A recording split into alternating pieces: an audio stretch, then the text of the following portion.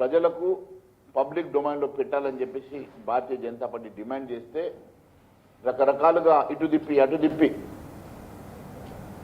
అందరినీ కన్ఫ్యూజ్ చేసేటువంటి ప్రయత్నం చేస్తున్నటువంటి ముఖ్యమంత్రి గారికి రెవెన్యూ మంత్రి గారికి నేను సూటిగా 2 ప్రశ్నలు అడుగుతా ఉన్నాను. నిన్న ముఖ్యమంత్రి గారు దీని వెనుక కుట్ర ఉన్నదంటాడు.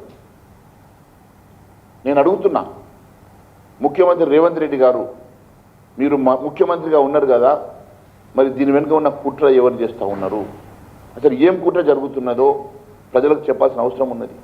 ఆ కుట్రదారులు ఎవరు, దాని వెనుక ఉన్నటువంటి నాయకులు ఎవరో మీరు సమాధానం చెప్పాలా. అవసరమైతే నిజంగానే ఈరోజు ప్రజలకు సంబంధించిన లక్షల కోట్ల రూపాయల విలువ చేసే భూములు ఆస్తులు ఎవరో కుట్రదారుల ద్వారా నిషేధిత జాబితాలో చేరుస్తే దాని మీద ఎంక్వైరీ పెట్టాల్సిన బాధ్యత మీ మీద లేదని అడుగుతున్నా. మరొకవేళ నిజంగా కుట్రే జరుగుతే ఆ కుట్రదారులు ఎవరో తేల్చండి.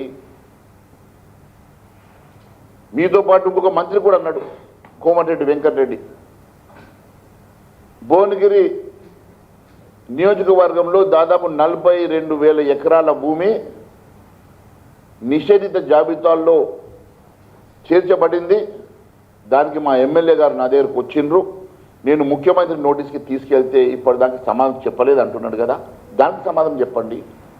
మరి నిజంగా కుట్ర జరిగితే ఈరోజు లక్షల ఎకరాల భూమి నిషేధిత జాబితాలో చేరితే ఎందుకు మీరు నిష్పక్షపాతంగా దీని మీద ఎంక్వైరీ పెట్టి నిర్దిష్టమైనటువంటి ఒక ఎంక్వైరీ పెట్టి కుట్రదారుని బయట తీయడంలో ఎవరు అడ్డుకుంటా ఉన్నారు?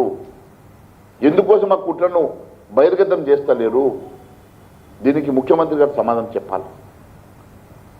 ఒక స్టేట్మెంట్ ఇచ్చి తప్పించుకుందామంటే కుదరదు. ప్రజాస్వామ్యంలో ప్రజల చేత ఎన్నుకోబడ్డ ప్రజాప్రతినిధులుగా మీ మీద అభియోగం వచ్చినప్పుడు దాన్ని తేటతెల్లం చేసుకోవాలా.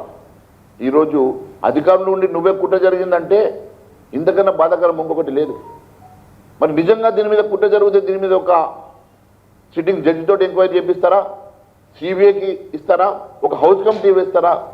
మరి ఇదేమి చెప్పకుండా ఈరోజు కుట్ర జరిగింది, కుట్రదారులు ఎవరో, ఇది ఒక ముఖ్యమంత్రిగా బాధ్యతారహితమైనటువంటి స్టేట్మెంట్ ఇవ్వడం నిజంగా